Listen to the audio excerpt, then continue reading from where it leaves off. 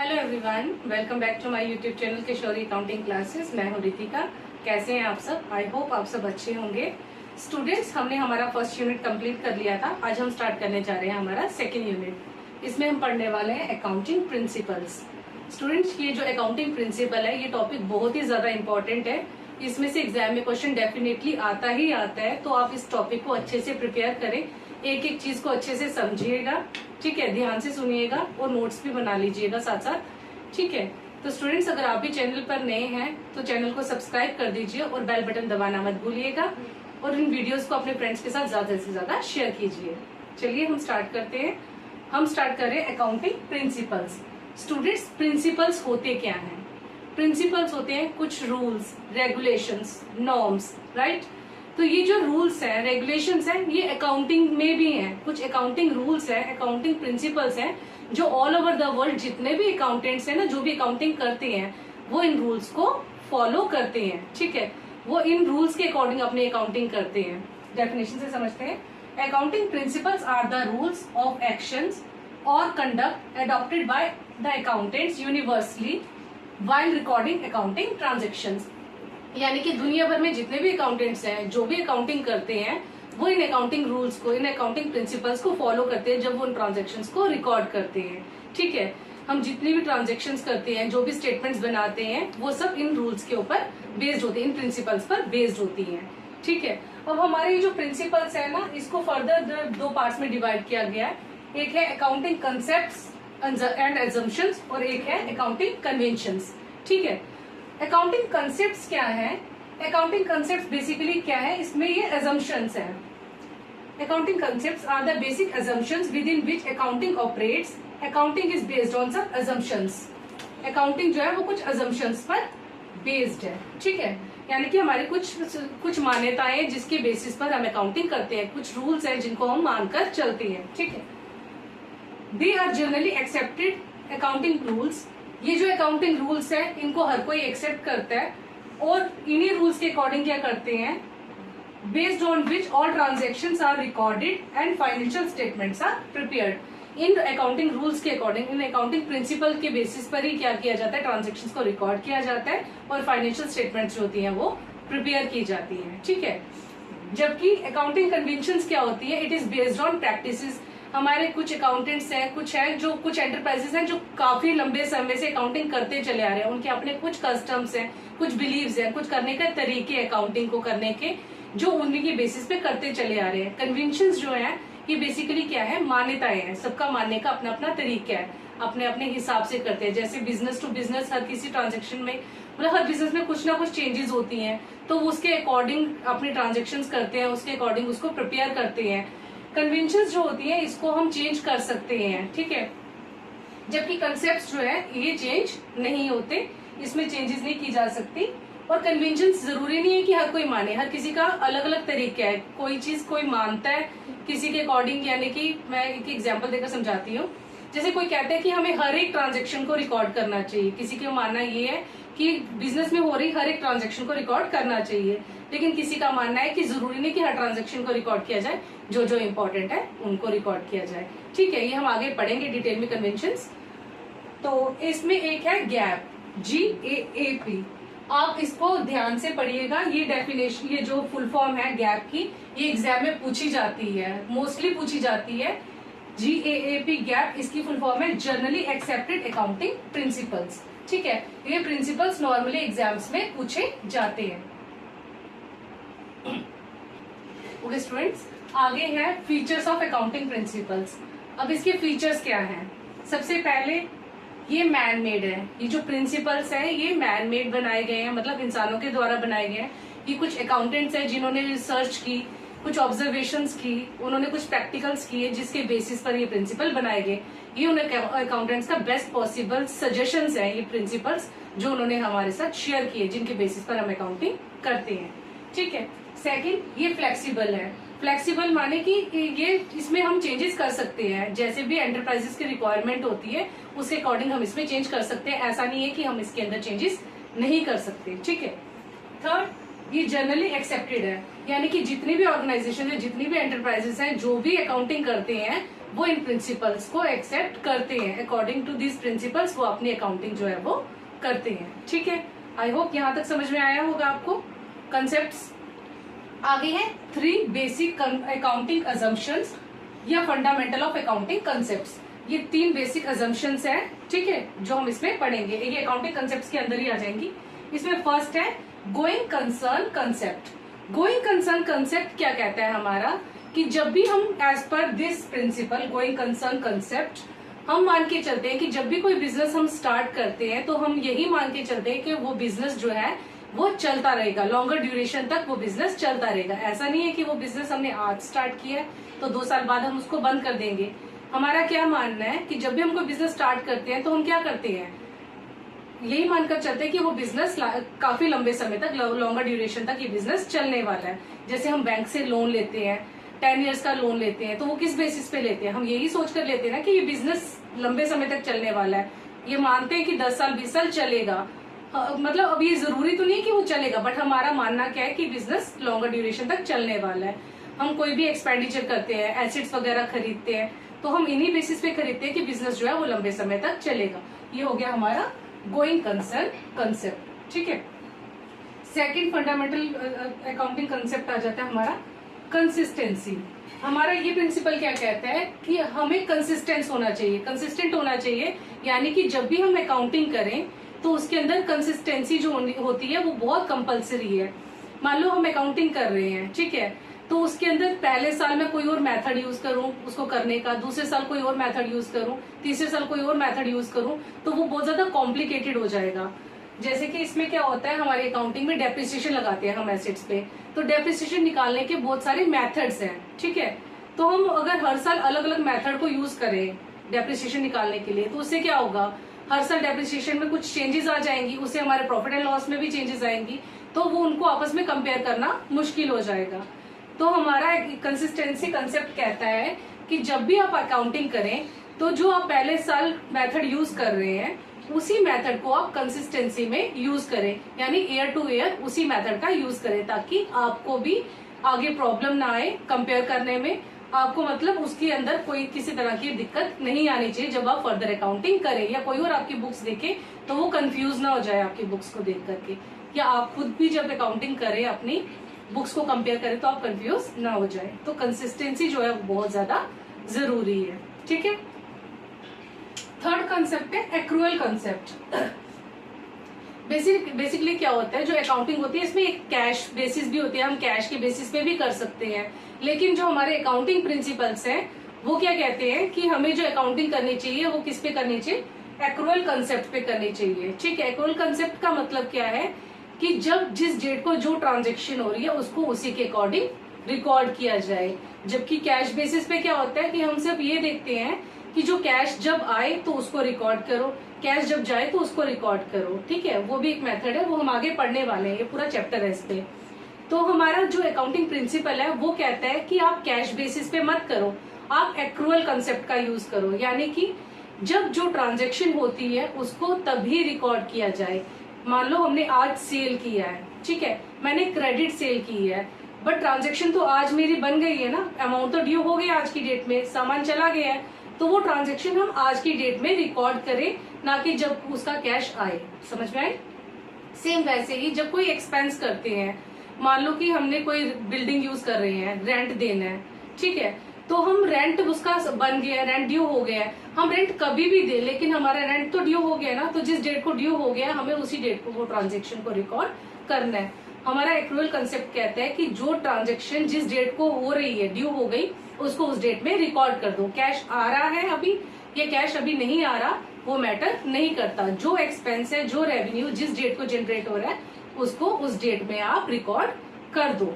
ठीक है, okay students, अब हम करेंगे अदर अकाउंटिंग कंसेप्ट्स। हमने पहले 3 बेसिक फंडामेंटल कंसेप्ट्स किए, अब बाकी अदर अकाउंटिंग कंसेप्ट्स करेंगे। इसमें फर्स्ट है बिजनेस एंटिटी कंसेप्ट। ये कंसेप्ट क्या कहता है, इसके अकॉर्डिंग जो ऑनर है और जो बिजनेस है वो 2 सेपरेट एंटिटीज हैं, 2 सेपरेट पर्सन्स हैं। ठीक है, दोनों की अपनी अलग अलग पहचान है। जैसे हम किसी स्कूल का नाम लेते हैं तो वो स्कूल का अपना एक अलग आइडेंटिफिकेशन है ना, किसी ऑर्गेनाइजेशन का नाम लो, किसी बैंक का नाम लो, किसी फर्म का नाम लो, तो उनकी अपनी एक सेपरेट आइडेंटिटी है। ठीक है, तो ये अकाउंटिंग प्रिंसिपल क्या कहता है कि जो बिजनेस है और जो ऑनर है वो क्या है, दो सेपरेट पर्सन्स है। ठीक है, तो यानी कि जो बिजनेस है वो अपने अकॉर्डिंग क्या कर सकता है, डील कर सकता है। ठीक है, वो कोई कॉन्ट्रैक्ट कर सकता है, कोई उसको लोन चाहिए बैंक, बिजनेस को बैंक से, तो बिजनेस लोन ले सकता है, बिजनेस किसी के ऊपर केस कर सकता है या कोई और बिजनेस पर केस भी कर सकता है। यानी कि जो ऑनर है और जो बिजनेस है वो क्या है, दो सेपरेट एंटिटीज है, यानी कि दो सेपरेट पर्सन है। एक नेचुरल पर्सन है और जो बिजनेस है वो एज पर लॉ क्या है, आर्टिफिशियल पर्सन है। क्लियर। अब जैसे कि बिजनेस है, बिजनेस में हम क्या करते हैं, हमने पढ़ा लाइबिलिटीज के अंदर, जो ऑनर है, ऑनर जो बिजनेस में पैसा इन्वेस्ट करता है, हम कहते हैं ना बिजनेस के लिए वो लाइबिलिटी है। क्यों, as per this principle business entity concept. ठीक है, क्योंकि हम मान के चलते हैं जो ऑनर है और जो बिजनेस है वो क्या है, दो सेपरेट पर्सन है। तो जो ऑनर जब बिजनेस में पैसा लगाता है तो वो बिजनेस के लिए क्या बन जाती है, लाइबिलिटी बन जाती है। क्लियर। अगला है, नेक्स्ट है money measurement concept. Money measurement concept ये हमने पहले भी इसके बारे में पढ़ा था। हम बिजनेस में सिर्फ वही ट्रांजैक्शन रिकॉर्ड करते हैं जो मनी में मेजर की जा सकती है। ठीक है, हमने स्टार्टिंग में भी जब डेफिनेशंस वगैरह पढ़ी थी उस टाइम भी इसको पढ़ा था। हमारा ये जो अकाउंटिंग प्रिंसिपल है ये कहता है कि हम इसमें सिर्फ वही ट्रांजैक्शंस रिकॉर्ड करें बिजनेस में जिन्हें हम मनी में मेजर कर सकते हैं। हम अलग अलग टर्म्स में केजी, मीटर, लीटर में ट्रांजैक्शंस को रिकॉर्ड करें तो वो जंबल हो जाता है, राइट। हम सिर्फ उसे तब चेंज मतलब उसको तभी रिकॉर्ड करें जब हम उसे मनी में कन्वर्ट कर सकते हैं। ठीक है, उसको मनी में मेजर कर सकते हैं। अब जैसे कि एग्जांपल ले लो कि कोई शॉपकीपर है और वो किसी रीजन की वजह से शॉप नहीं खोल पाता है, कोई भी रीजन है उसको, तो जिस वजह से उसकी 5-10 दिन शॉप बंद रहती है, तो वो उसके बिजनेस के लिए लॉस है ना। 5-10 दिन दुकान बंद रही तो काम भी तो ठप पड़ा 10 दिन, लेकिन वो लॉस मेजर किया नहीं जा सकता। ठीक है, उसको मनी के टर्म्स में हम मेजर नहीं कर सकते, तो वो ट्रांजेक्शन रिकॉर्ड नहीं होगी। अगर हमारा कोई एम्प्लॉयज है, स्टाफ है जो बहुत लॉयल है, हार्ड वर्किंग है, बहुत मेहनती है, जो मैनेजमेंट है वो बहुत अच्छा मतलब वर्क कर रही है, बहुत अच्छे से डिसीजन ले रही है, जिससे हमें काफ़ी फायदा पहुंच रहा है, लेकिन वो ऐसी चीज़ें हैं जिसे हम मेजर नहीं कर सकते, मनी के टर्म में मेजर नहीं कर सकते। तो हम इसमें हमारा जो अकाउंटिंग प्रिंसिपल है वो कहता है हम सिर्फ वही ट्रांजेक्शन्स रिकॉर्ड करेंगे जो मनी में मेजर की जा सकती हैं। क्लियर। बिजनेस एंटिटी कंसेप्ट हो गया हमारे स्टूडेंट्स। नेक्स्ट है अकाउंटिंग पीरियड कंसेप्ट। इसमें क्या होता है, जो हमारी फर्म का एक्चुअल प्रॉफिट या एक्चुअल लॉस है वो तभी पता चलेगा जब फर्म को हम वाइंड अप करते हैं। लेकिन इसका मतलब ये तो नहीं है कि हम हर साल उसको चेक ना करें कि बिजनेस में चल क्या रहा है, बिजनेस का क्या प्रॉफिट आ रहा है साल भर का, या कितना एक्सपेंस या कितना रेवेन्यू हो रहा है बिजनेस का। ठीक है, उसे चेक करने के लिए हमारा अकाउंटिंग प्रिंसिपल क्या कहता है कि हमें अकाउंटिंग पीरियड बनाना है। उसने हमें दिया 1 अप्रैल से 31 मार्च, जैसे कि 2024 से 2025 तक। ठीक है, तो ये हमारा सेशन बन जाता है 24-25 का। जैसे हमारा कैलेंडर ईयर होता है ना 1 जनवरी से 31 दिसंबर तक का, वैसे ही हम अकाउंटिंग में क्या करते हैं, अकाउंटिंग में हम जो पीरियड चूज करते हैं इसको बोलते हैं फाइनेंशियल अकाउंटिंग पीरियड भी बोलते हैं। ठीक है, तो ये जो पीरियड होता है ये होता है 1 अप्रैल से लेकर 31 मार्च का। ठीक है, तो हम जितनी भी अपने बुक्स की जितनी भी ट्रांजैक्शन होती है वो इस पीरियड के अंदर हम रिकॉर्ड करते हैं, और इसके बेसिस पर हर साल 31 मार्च को हम क्या करते हैं, इसको कैलकुलेट करते हैं, उसके बेसिस पे निकालते हैं कि साल भर में हमारे बिजनेस ने कैसा वर्क किया, उसमें प्रॉफिट हुआ या उसे लॉस हुआ। समझ में आया।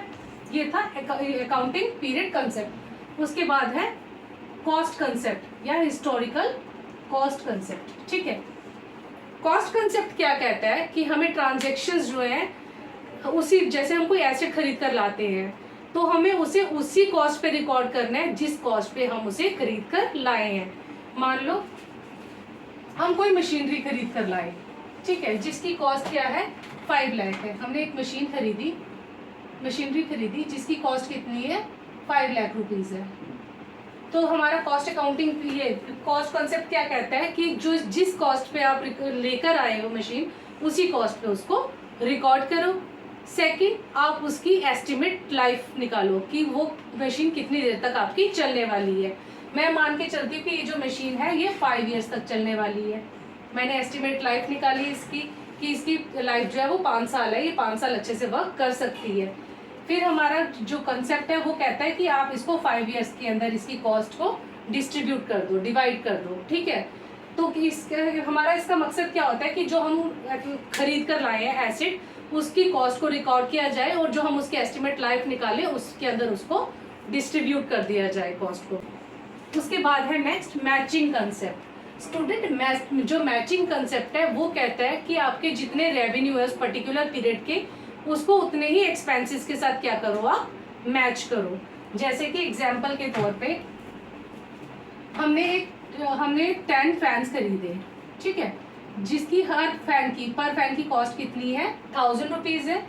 हमने टोटल कितने के खरीदे, 10,000 के। इस पर्टिकुलर ईयर के अंदर हमने इतने फैंस परचेज किए, जबकि हमारी सेल कितनी हुई, हमने 4 फैंस सेल किए, ठीक है। हर फैन हमने कितने पे बेचा, 1500 में बेचा। कितने में बिके हमारे फैंस, 6000 में सेल हो गए, ठीक है। तो हम कहें कि 10,000 के हमने खरीदे और 6000 के हमारे बिके, 4000 का हमारा लॉस हो गया। क्या हम इसको कैलकुलेट करेंगे, क्या हम इसको इस तरह से मैच कर सकते हैं, नहीं, ये हमारा लॉस नहीं है, हम इसको इस तरह से मैच नहीं करेंगे। हमने फैंस खरीदे 10, जबकि सेल कितने हुए, 4 फैंस हुए, तो हम एक्सपेंस भी कितने का मैच करेंगे, 4 फैंस का, ठीक है। तो अगर हम 4 फैंस की कॉस्ट निकालें, हमने 4 फैंस कितने में खरीदे, पर फैन 1000 रुपीज, तो हमारा एक्चुअल कितना गया, एक्चुअल एक्सपेंस कितना है इसका, 4000, जबकि 4 फैंस बिके कितने के हमारे, 6000 के, राइट। तो हमें 2000 का क्या हो रहा है, उसमें बेनिफिट हो रहा है, राइट। तो हमारा मैचिंग कंसेप्ट कहता है कि जितना आप रेवेन्यू है उसी के अकॉर्डिंग उस पर्टिकुलर पीरियड के एक्सपेंसेस को आप उसके साथ मैच करो। ये क्लियर हुआ आपको इससे? यानी कि हमने अगर 10 फैंस परचेज किए हैं तो हम 10 फैंस के साथ ही उस सारा एक्सपेंस कैलकुलेट नहीं करेंगे। यानी कि अगर हमने 4 फैंस की इनकम आई हमें 6000, तो हम ये नहीं कहेंगे कि हमें लॉस हो गया, क्योंकि हम कितना सेल कर रहे हैं, 4 ही फैन सेल हुए हैं। तो यानी कि एक्सपेंसेस भी कितने के मैच होंगे, 4 फैंस के ही होंगे, राइट। फिर है dual aspect concept. Dual aspect concept क्या कहता है स्टूडेंट्स, की जो भी ट्रांजेक्शन है उसका डुअल इफेक्ट होता है, मतलब डबल एंट्री सिस्टम जिसको हम कहते हैं। हर ट्रांजेक्शन की डबल एंट्री होगी, यानी कि अगर एक ट्रांजेक्शन डेबिट हो रही है तो दूसरी ट्रांजेक्शन क्रेडिट होगी। मान लो कि हमने गुड्स खरीदे, परचेज किए, परचेज गुड्स फॉर कैश, ठीक है, परचेज गुड्स फॉर कैश। जब सामान खरीदा तो गुड्स आए, कैश गया, 2 चीजें हुई, सामान आया, कैश गया, डबल एंट्री, ठीक है। हमने सर्विसेज ली कोई, जैसे कि हम कोई बिल्डिंग यूज कर रहे हैं, उसका रेंट दे रहे हैं, बिल्डिंग यूज की, रेंट दिया, डबल ट्रांजेक्शन हुई, डबल इफेक्ट हुआ। सामान बेचा, गुड्स सोल्ड किए, पैसा आया, कैश आया, सामान गया, डबल। यानी कि जब एक डेबिट होगी तो दूसरी क्रेडिट होगी ही होगी, अगर एक ट्रांजेक्शन क्रेडिट हो रही है तो दूसरी डेबिट होगी। डुअल एस्पेक्ट जो है ये कंसेप्ट कहता है जो ट्रांजेक्शन होगी उसकी डबल एंट्री से होगी, डबल एंट्री सिस्टम से होगी। फिर है रेवेन्यू रिकॉग्निशन कंसेप्ट। इसमें यानी कि हम रेवेन्यू कब मानेंगे कि रेवेन्यू हमारा कब जनरेट हुआ है, हम कब रेवेन्यू को रिकॉग्नाइज करेंगे। रेवेन्यू रिकॉग्निशन में हम क्या करते हैं, जैसे मान के चलते हैं कि हमें किसी पार्टी ने एक ऑर्डर दिया है, ठीक है। सपोज करो 1 जनवरी को हमें ऑर्डर मिला कि हमें क्या चाहिए, 50 फैंस चाहिए, ठीक है। 1 जनवरी को ऑर्डर मिला, हमने उस पर काम करना शुरू किया, हमारा ऑर्डर कंप्लीट कब हुआ, 15 जैन को। 15 जैन को हमने क्या किया, अपना ऑर्डर सेल किया, मतलब पार्टी को बेचा, पहुंचा दिया, डिस्पैच कर दिया।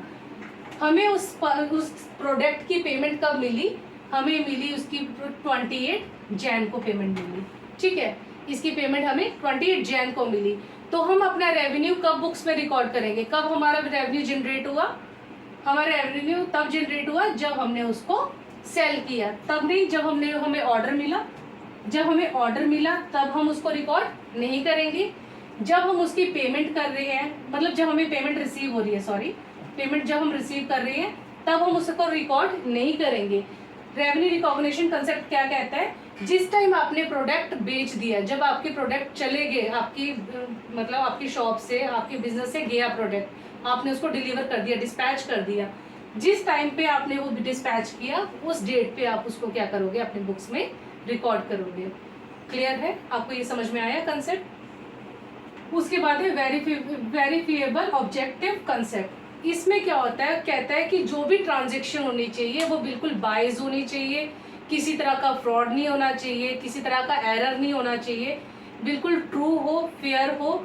उसके लिए क्या कहता है कि हमें कोई मतलब जो भी ट्रांजेक्शन हो उसका एक पर्टिकुलर एविडेंस होना चाहिए। जैसे कि मान लो मैं सेल्स की ट्रांजेक्शन रिकॉर्ड कर रही हूँ तो उसका एक पर्टिकुलर इनवॉइस होना चाहिए, परचेज की है तो उसका कोई बिल होना चाहिए, कोई बिल पे कर रहे हैं किसी तरह का तो उसका एक बिल या मेमो होना चाहिए। यानी जो भी ट्रांजेक्शन करें तो उसका एक पर्टिकुलर वेरिफिकेशन डॉक्यूमेंट होना चाहिए जो उसको वेरीफाई कर सके कि ट्रांजेक्शन जो है बिल्कुल एक्यूरेट है, बिल्कुल सही है। ये हो गए हमारे अकाउंटिंग कंसेप्ट्स। ठीक है students, I hope accounting concepts आपको समझ में आए होंगे। अकाउंटिंग बची अकाउंटिंग कन्वेंशंस, वो हम अपने नेक्स्ट वीडियो में करेंगे। नेक्स्ट वीडियो में हम ये टॉपिक जो है इसको कंप्लीट कर लेंगे।